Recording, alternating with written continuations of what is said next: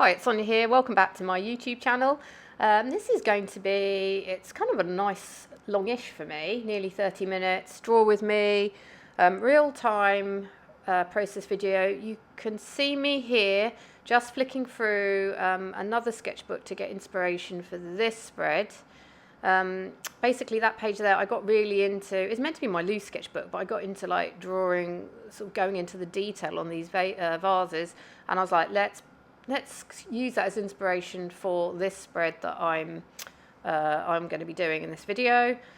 And yes, so basically it's a all in gouache. I've kept to one medium. It's gouache on gouache, and it's a sort of it's kind of an imaginary and a real still life in that I had some flowers that I used as references in front of me, but I kind of made up the vessels for them because I just like to play around, and that's where I do like to use my imagination and play with pattern and colours, and just have fun. This is a very bright, gaudy sketch, but I'm all about the colour at the moment, and sometimes you just want a piece to cheer you up, be it decorative, somewhere to put your emotions, give you some energy as you hopefully give it back some energy. So yes, this is my spread for today,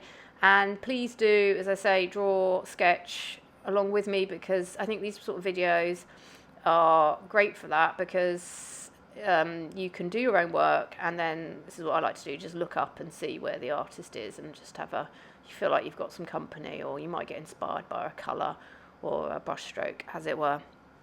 Okay, so I thought then, the process is basically one that I've been using recently, where I've been sort of doing very loose shapes, but they're not keeping loose in some ways, because then you'll see later in the latter stages of this video, I go in with a sort of a smaller brush, and I'm making tighter patterns and even outlining. I decided to outline some of the leaves and the petals, and so I wouldn't necessarily say, even though it's in my loose sketchbook, it's particularly fast and loose.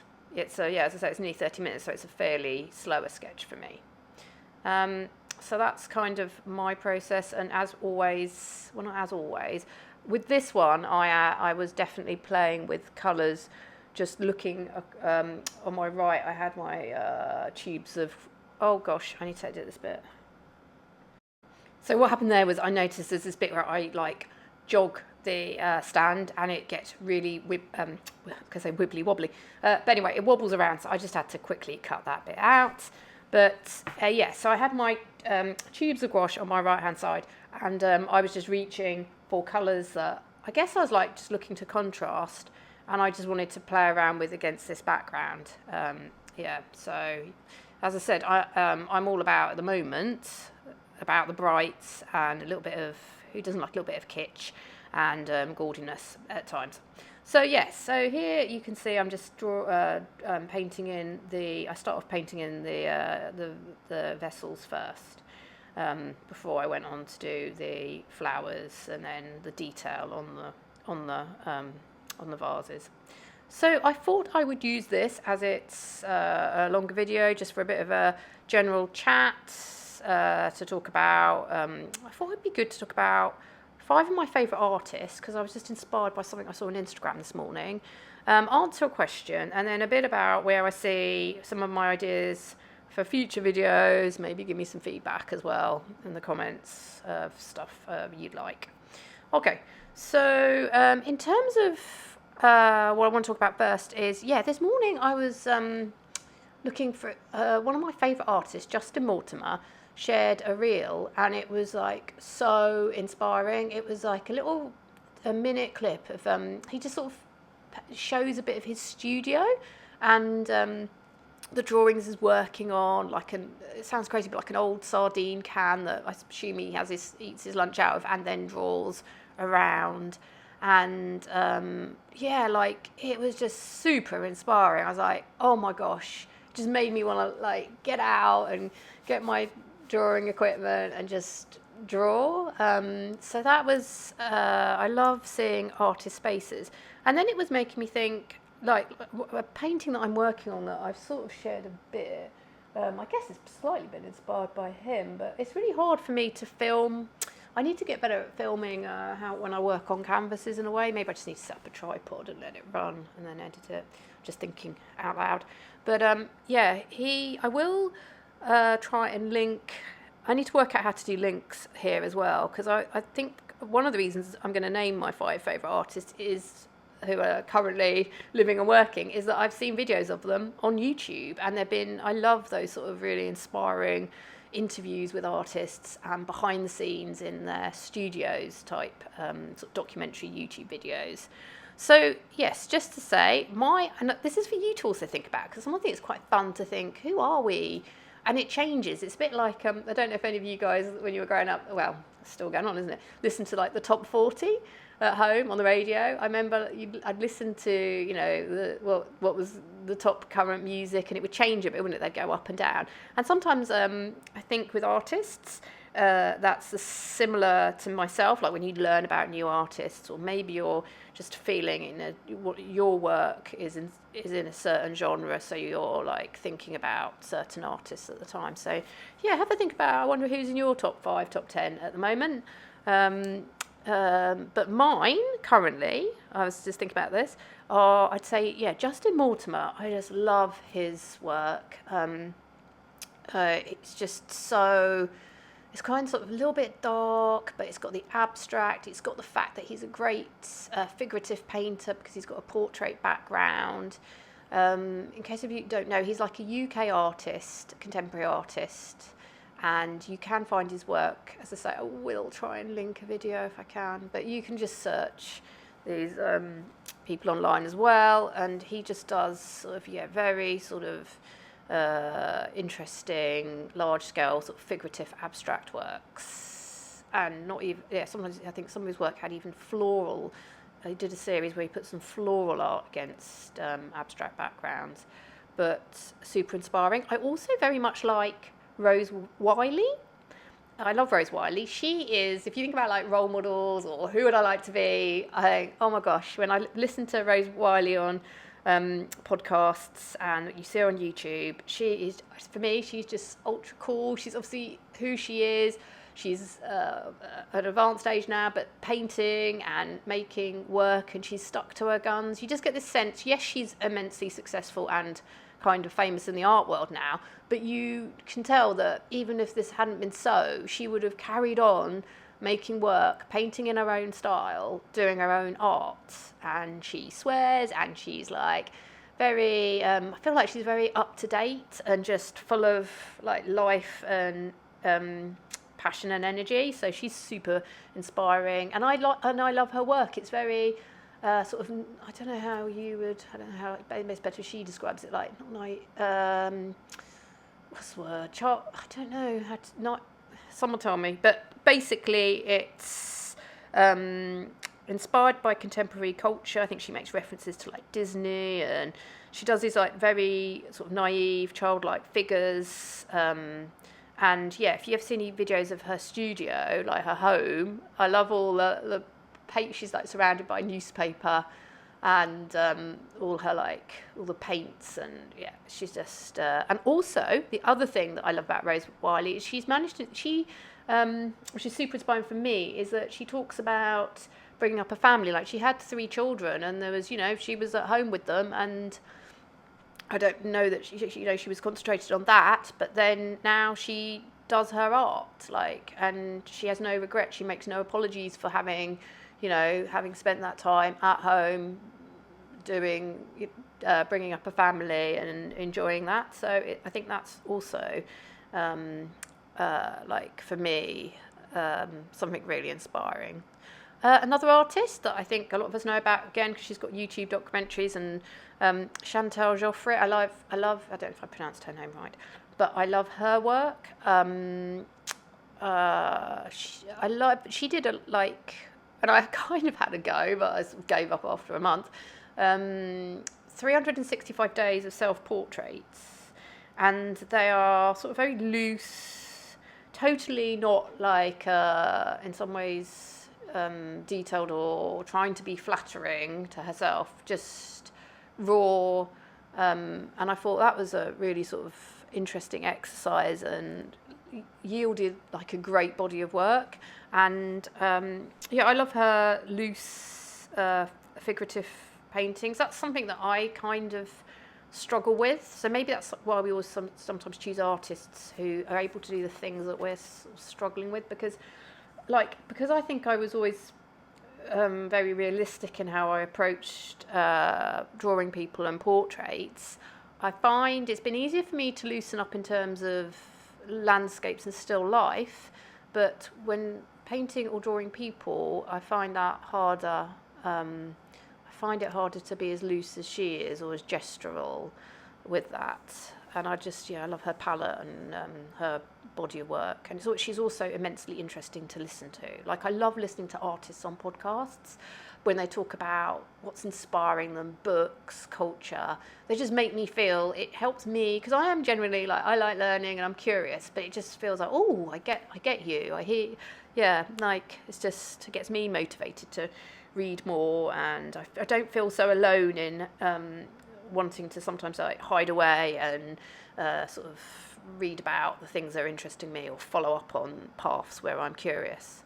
Another artist, which actually I haven't seen her stuff recently, is Marlene Dumas. I know that because I think why I've got her down is I was very lucky enough when we were living in Basel, there was an exhibition of hers at one of the museums.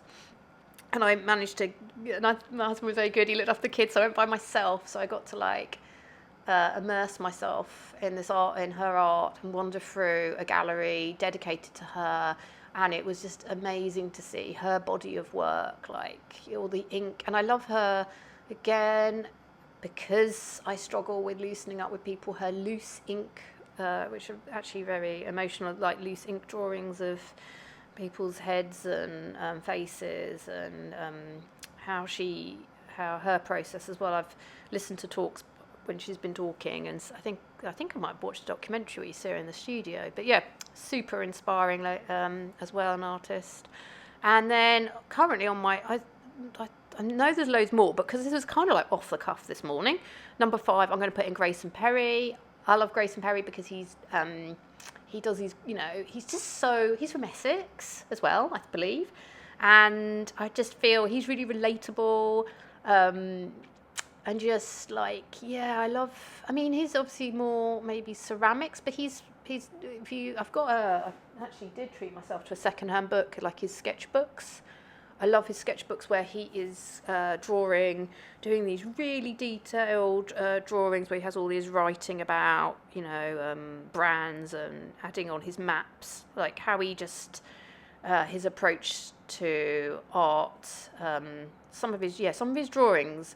You know why I like them? Because they're very maximalist. If you get to see inside his sketchbooks or look on Pinterest at some of his sketchbooks, and I love he uses markers, and it's very brightly coloured, intricate like narrative scenes, and that I think he gets sort of from his head, but yeah, and also obviously his pottery is pretty cool as well. Like I've seen that at the museums, how he's looking, what was it? I think one of his quotes, I couldn't find it again, but one of the things that struck me when he's also done it, if you can search online, he did a nice series of talks, I can't remember, on Radio 4, like for a lecture series about being an artist.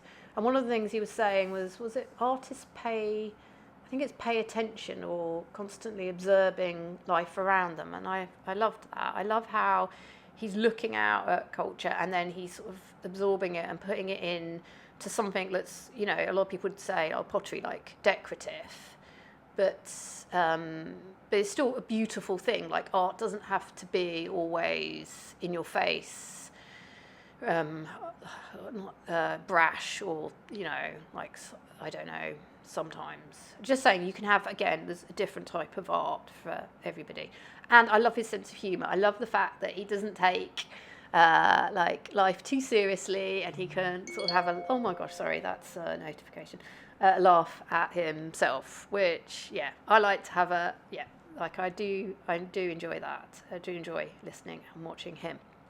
Okay, so that was just a little reflection on a few artists that are currently in my mind. And, again, if I never need a little quick dose of inspiration, I love to sort of check out their work. Yeah, and tell me about your kind of current top 5. I should also do, because the other thing, the beauty of like YouTube and I guess Instagram, is that it's harder sometimes to find people now on Instagram, is being aware of a lot of artists who, aren't not known as such, probably just known in, but are sharing their work. And just like for example, I think there's another Sonia in Australia. I need to learn how to link, but maybe I'll do it. And just a hi to Martine, and there's a Samira as well in London. Like, I do watch other people's YouTube videos. I'm terribly lazy because they sort of flow one to the other, and I'm working at commenting. I feel like one of the things I appreciate here is how thoughtful actually people on YouTube are in their comments, and there's actually a lot of information and sharing of tips and ideas within a lot of comments on YouTube videos that I think I hadn't really appreciated before. So yeah. And the other thing I was thinking is also, I was so inspired by this Justin Mortimer reel this morning. I was like, maybe I should do on my Patreon, like just do little 2-minute clips of my studio, which is an absolute mess, because I loved how he just panned around and was really open and just had a quick little chat about what he was working on. So yeah, that's something also I could do on, I could put that on Patreon. I'm not sure I would share that to my Instagram in some ways, because, I don't know, it's a bit almost too rustic. I feel like too rough and ready maybe for there. So yeah, okay, as I say, because this is a longer video, I'm just having a bit of a chat. You can see now, I'm just glancing up at what I'm doing. I really got into these bright colours. And yeah, I just really got into this piece. I started to enjoy doing the details and using the sort of thinner brush and getting into, as it were, like defining the regions I wanted to define. So I guess that's the joy of a sketchbook, isn't it? Going with your flow on that day. And I was definitely feeling flow on this one. Should I say this? Okay, I'm going to be honest. At the end, let me know. But I actually didn't love my colour choice of the left vase with the green. Why am I telling you ahead of time? Anyway, see what you think. On reflection this morning, I'm just looking. It's on my floor. I don't mind it so much. I actually quite like it now. But that's just another interesting point, isn't it? When we might do something at the time, we don't love our piece, but then on the next day you're like, oh, I made that. That's not half bad. I'm good with that. Okay, so then I'm now going to have a little answer a question. I wanted to talk about it because I thought it was a really good point, and it's like Maria put in a comment, and I haven't got back to replying to everyone's comments yet. But she was asking about when you this is a question. When you decided to focus more on sharing on YouTube rather than Instagram, was it easy to film yourself, i.e. me, and with the camera, even though you're not always on camera? And how does it feel to be talking to the camera? And I thought I'd talk about this now because, yeah, I think that's a really good point, and it's something I often wonder about with other people too. And I feel I want to talk about it now because I have been doing this, I guess, a good couple of months. And yeah, it is. So I'm going to be, I think, really honest. It was really hard, really, really hard, because if I go back, like 6 months ago, if I go back, I think it's just gradual, little baby. For any artists out there who are thinking about, sharing their work and stuff, it's almost like baby steps and like exposure therapy, if that sounds crazy. Because, obviously when I first started sharing on Instagram, like just sharing photos of my work felt a little bit weird and vulnerable. And then I got used to doing that because I made myself do a daily project, and then it became like, I wasn't even thinking too much about that, to be honest. And I always knew, you know, at the end of the day, you could always go back and delete one that, you know, you didn't like. And I became much more comfortable with that, and using what certain apps and the technology, because again, the technology doesn't come, I have to kind of like teach myself and find my way around it. Even with this intuitive technology, I make mistakes. So then oh my gosh, what's happened? So I did that, and learned how to make. Even when I was doing reels and videos, it was just holding my camera over my work, making a quick video there. Talking on camera has been really, really hard for me. I'm going to be honest.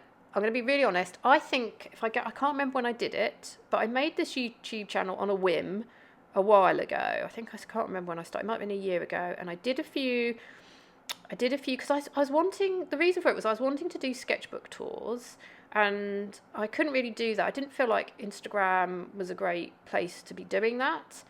So I was like, oh, let's, and I do consume YouTube while I'm working, so I felt like it was a good place to share it.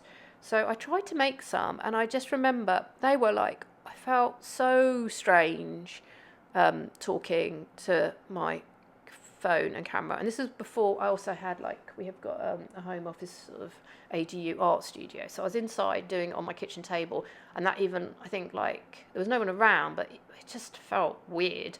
And when I played back and then having to go and edit it, hearing myself speak was it was so hard, and I kept making and re-editing, and I think I put those videos out. I didn't like them. I think I've deleted a lot of my early ones because I just didn't like them. But then when it came to sharing here, I think I had just felt like I wanted to, I think I've shared this before, but I wanted to share in more depth. I have been thinking about teaching workshops and volunteering. Well, there was a charity that was saying about making videos, and I was like, okay, I need to get over myself and just get on with doing it. So what I did was I sort of set myself a challenge. I don't know if anyone else out there is the same, but there is something to be said for the whole building a habit of, you need 30 days.